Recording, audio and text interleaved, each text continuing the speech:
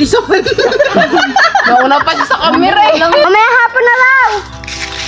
Ito nga pala ang South Travel Part 2.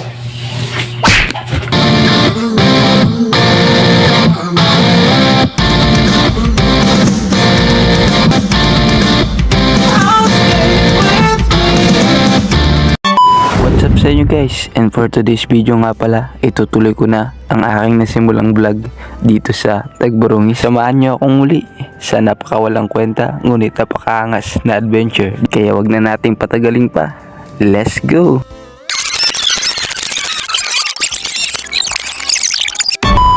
Inutusan nga kami ng aming lola na bumili ng tuba. Kasama ko nga pala ang aking pinsan na si EJ, si Ading, at ang aking cameraman na aking kapatid na si Bunch. Pero sabi dun sa tindahan, ibayad daw muna bago bigay. Ngunit sabi ng aming lola na Hapon na lang.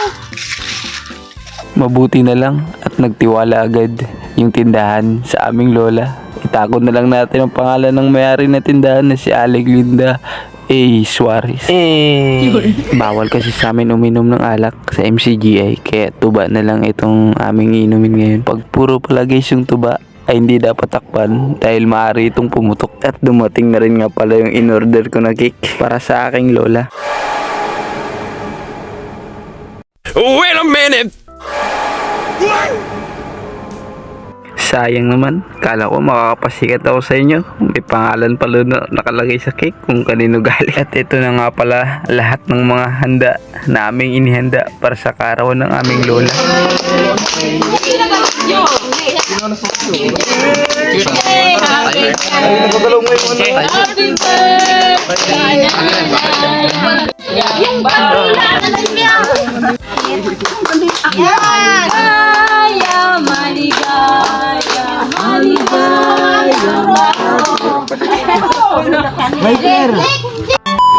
At ito, sinindihan na ngayong kandila para makawish na rin si lola.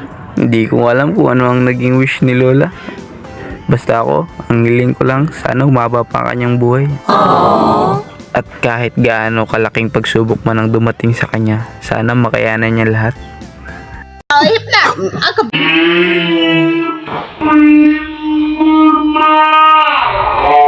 Bilis naman. Nauna pa siya sa camera eh.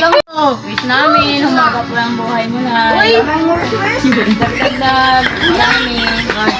Grabe naman si nanay guys. Sabi niya wala na daw wish. At matapos nga ang masayang kainan ay nag-movie marathon naman kami. At binigyan nga pala kami ni lola ng luxury snacks para habang nanonood kami ay mag-enjoy kami. At itong ang pinsan ko ay nahiya pa. Kaya bumili na rin kami ng coke para matunawan na rin kami dahil sobrang nabusog kami guys. So sa tingin ko hanggang dito na lang.